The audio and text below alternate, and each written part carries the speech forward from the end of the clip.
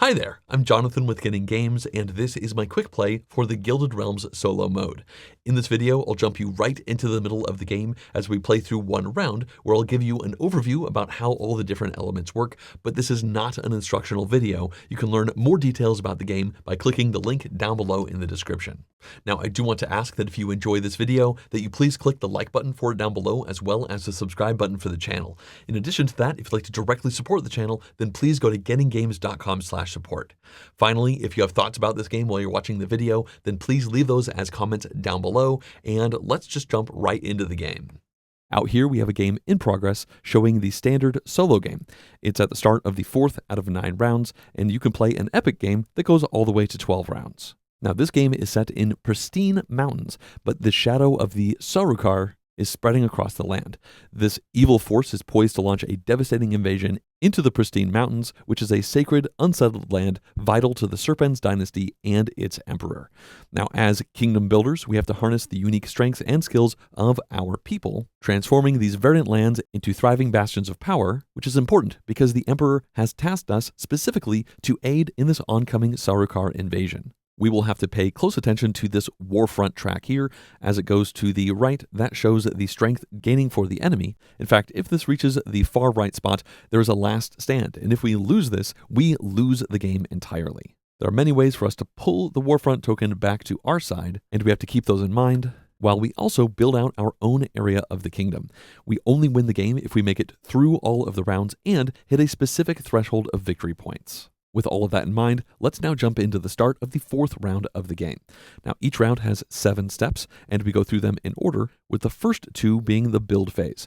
We begin this by drawing 3 cards randomly from the top of the deck, and then we can build 2 cards for free.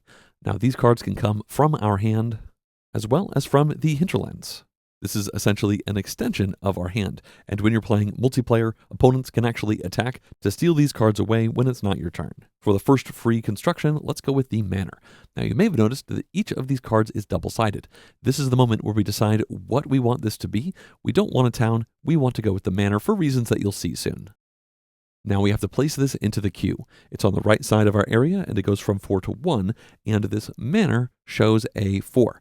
So we'll put it into the 4 row, and these are going to slowly work their way down, and the construction will only be finished once it falls off the bottom. Fortunately, there are ways to expedite this process, which you will be seeing soon. So that was our first free building. And then for our second one, if we look at our hand, there is another manor. Now, we have a reason to have 2 manors, which I will go into later. I think let's put this right over here once again in that 4th row. So those were our 2 free builds, but we can also buy 1 wild card if we want to. We do have to spend a gem. Now, gems are worth 1 point at the end of the game, but I think let's go for it. We can take it from this stack up here. Now we can place this down either as a Serpens artisan or as a Serpens cavalry. Now we do want military units like this, but I think we'll be getting one in a different way this round. And the Serpens artisan is just so strong. This question mark means it is any of these square icons, and we use these to upgrade our provinces, and I'll be explaining that soon. So I think we're going to place this up here. It does have a 4 on it, so we put it in the 4 row.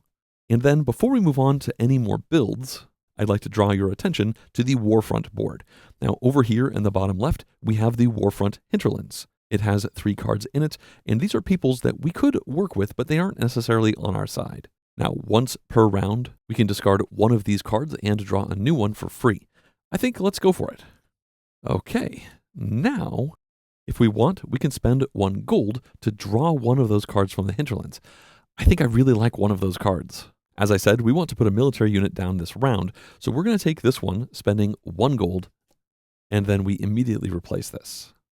Now, I want to play this card as the cavalry, not the town, but in order to do that, we need to buy an extra build. Each of these costs 1 population and 2 materials. We can do this as many times as we want or can afford it. Now, when we spend population, we flip these tokens over to the hardship side, which could be a problem for us. Each of these is worth -1 point at the end of the game. Fortunately, there are ways to recover population. We have to spend 2 material as well, and then we'll put the cavalry down onto the 3rd row, right here. So we can move on to progress. Now this is simple. We slide every one of the cards in our queue down 1 step. Now we can move on to the action phase, where we can perform a wide variety of actions as many times as we want and in any order.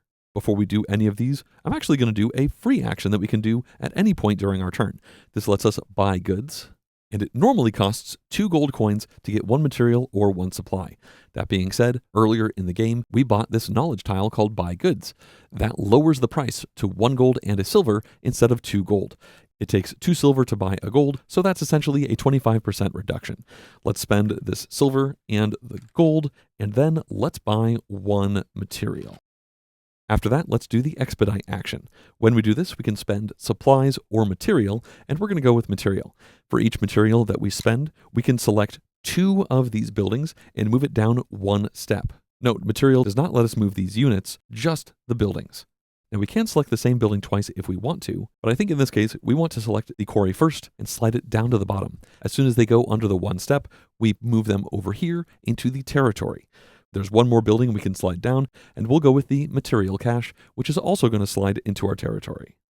Let's focus in, and the material cache says surplus yield. When this enters our territory, we gain 3 material, so we can take that now. After that, it's now time to upgrade a province. As you can see, our kingdom is made up of 5 of these provinces, and within each of these, there is a stack of cards that starts at 0, then goes to 1, then 2, and 3, and if you're playing the epic game, it goes all the way up to 5.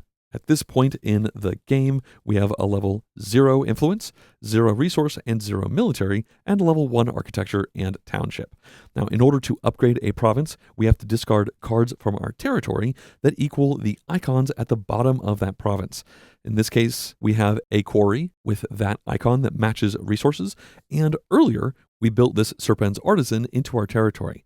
Everyone begins the game with 1 of these. Once again, this question mark can be anything, so we're going to make it this symbol and then discard both of these to meet this requirement. That means we can flip this from the 0 side to the 1 side, and the main difference is before it was worth 0 points and gave no standard income, and now it's worth 2 points and gives 1 material at the end of every round for the rest of the game. Next up, I think I want to buy knowledge. The way this works is we can take this organized tray here, and as you can see, it's split into the 5 different provinces, and it has levels going from 1 all the way up to 3. In order to buy a specific knowledge, we can't have it already, and we have to have that level at least already in that specific province. In this case, the knowledge I would like to take is associated with resources, and our resources province is at 1.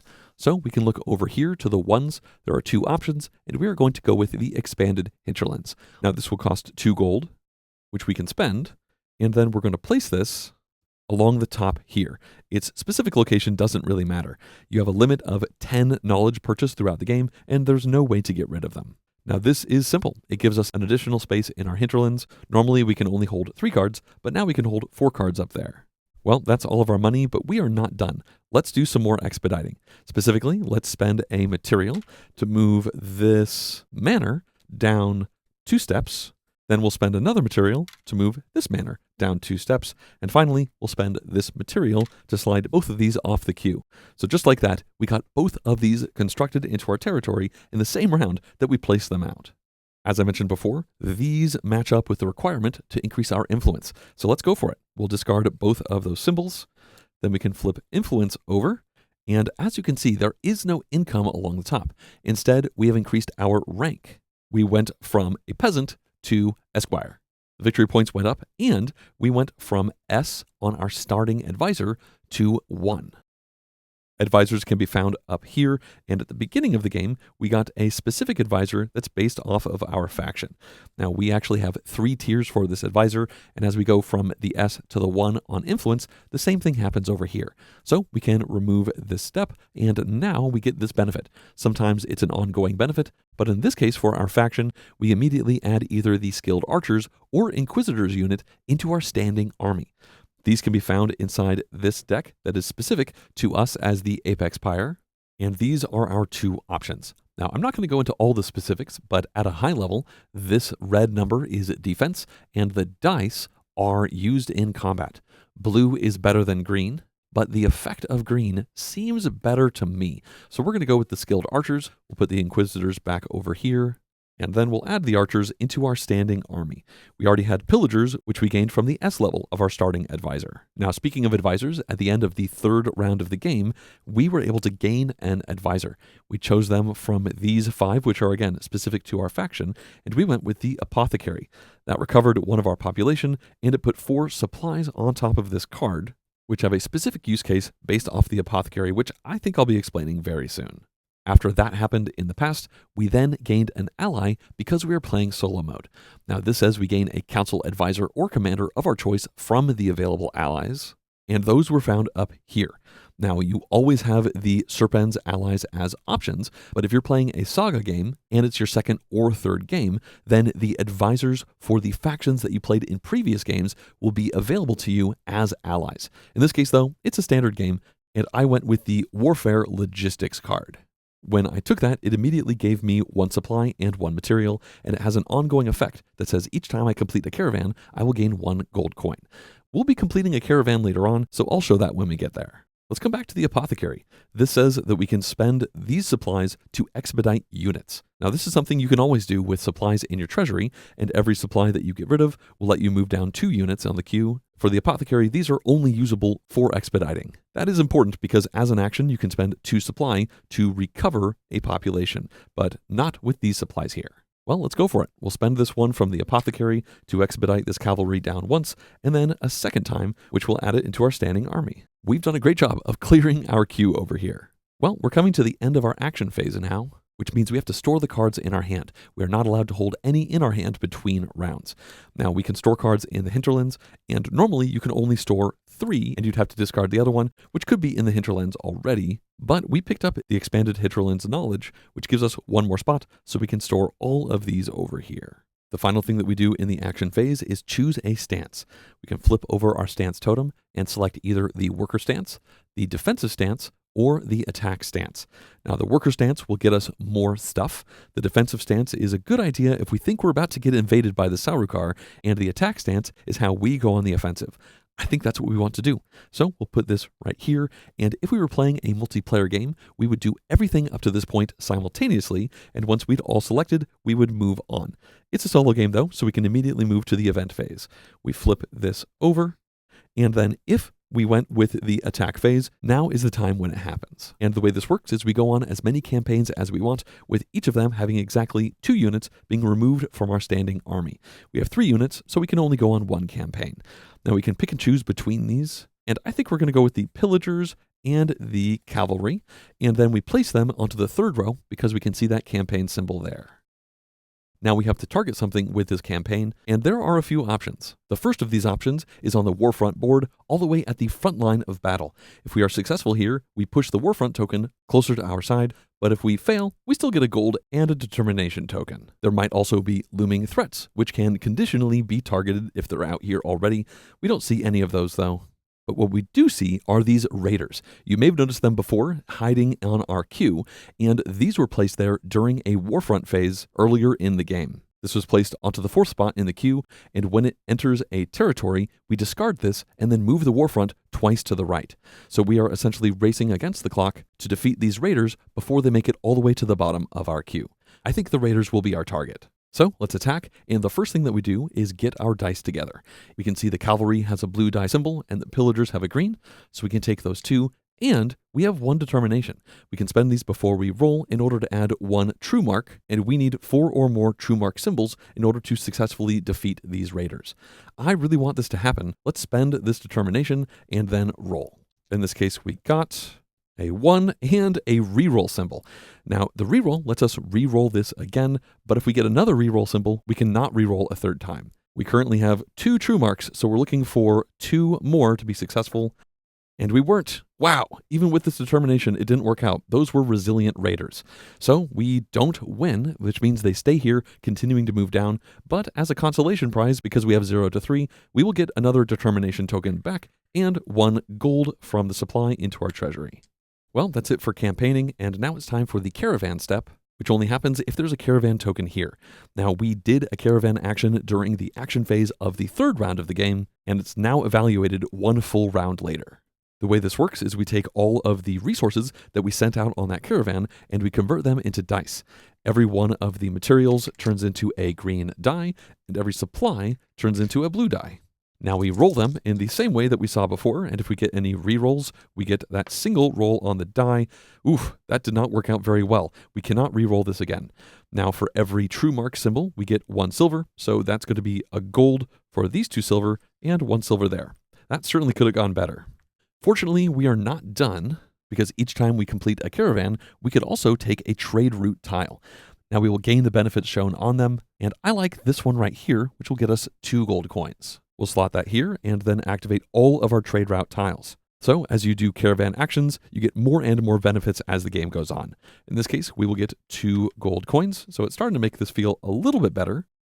And in fact, we're not done, because remember, our Warfare Logistics ally says each time we complete a caravan, we gain 1 gold. So that's 1 more. We can add that into the treasury, we place the caravan back on our board, and that is it. Now we can reveal the year event. That can be found over here. It's the 4th year, and we have found, oh no, it's an invasion. Now this says that we have to start by rolling 2 threat dice. The true marks on these dice will add to the threat, and that's not great. Now we're going to count up the overall threat. That's going to be 4 for the current year, then 4 for the die roll, so that's 8 at the moment, and then we add more threat from our player area. We took these 2 coins as a trade route, but that adds 2 threat to every time the Sarukar attack. So 8 plus 2 is 10, and then each one of our hardships adds 1. So that brings us up to 13 threat total. Now what we have to do is deal with that threat, first starting off with defense. We can begin by spending our fortifications. Each fortification removes 2 threat, so we get rid of this and that, lowering us from 13 down to 9. Then, because we chose the attack stance, we gain 2 defense. If we had gone with the defense stat, we would have added 5, and if we were attacked, we would add 1 true mark to our defensive roll. That's not the case though. Once again, we were at 9, so we reduced it by 2 more, which brings us to 7. Now after that, we can defend with our standing army. We can use as many of these as we want, and we will gain the defense indicated, and then place those units down here. Let's go for it. In fact, we have an extra benefit because of this rain of arrows on our skilled archers. It says during an invasion, if we defend with skilled archers, we also gain a green die roll. So once again, we were at 7, then we reduce it by 2, bringing us to 5, and then we roll a green. We got a reroll, and then 2. So we go from 5 down to 3 threat, and that is where we are going to stop. Now, if we had brought the threat down to 0, then we would have successfully defended, but in this case, we have 3 threat remaining. Now we have to take damage to bring that threat to 0. Now we can get rid of 1 gold, 1 supply, or 1 material to lower the threat by 1 for each. We can also get rid of a population, which makes us even more vulnerable to invasions in the future in order to reduce the threat by 3.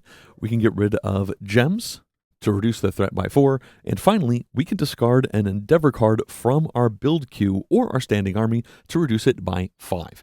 Now, in this case, we need to reduce by 3, so I think we're going to lose 1 population to bring us down to 0. Now that we are at 0, the invasion is done, and we can move on. After the year event, because we're playing solo mode, we have to deal with the Warfront step. This is easily done. We just draw the top card from this deck. Usually it's bad for us. Sometimes it's good though. And this is not great. It's Unyielding Menace, and that will move the Warfront token 2 spaces to the right. And also it has the Defiance effect, where if this had pushed us all the way to Last Stand, we would have gained 2 true marks for our defensive roll in that case. I'm not going to be covering the Last Dance or the attacks that I've mentioned before, but adding true marks is certainly a good thing. Now, speaking of the Warfront token, we can move it to the left if we spend coins or population. 5 coins will move it to the left twice, 3 coins will move it to the left once, and spending a population will also move it once to the left. Well, we can finish the round with an end harvest. And the way this works is we gain all benefits in the middle of the provinces in front of us. So that is going to be 1 supply, 1 gold coin, and 1 material. In addition to this, because we went with the attack stance, we will gain a gold coin for every campaign we went on, and we did 1 campaign. And then, because we went on campaign with villagers, the plunder effect comes into play. Each time we use villagers in a campaign, whether or not it's successful, in that following end harvest phase, we gain a material, so we can add this into our treasury. Now, we could have gained even more if we had gone with the worker stance. Now, the way this works is you place your worker onto either agriculture, township, or resources, and then you gain the worker benefits indicated in the top left. So if we had done that and placed this here, we'd get an extra gold coin, and we get to draw an endeavor card. Of course, we did not do that. All right, the harvest phase is done, so the round is over, and it would now be time for us to move into the 5th round of the game. Now, as I mentioned before, we would play through 9 rounds for a standard game, or 12 rounds for an epic game, and as long as we survive to that, not losing to the last stand, we then count up our victory points from a variety of sources. In order to win, we need to meet a threshold depending on our difficulty. In this standard normal difficulty game, we would need to get 28 victory points to win the game. Well, at this point, I've covered all of the major concepts to the game, so that's going to bring this quick play to a close. I hope you enjoyed learning about the solo mode for the Gilded Realms.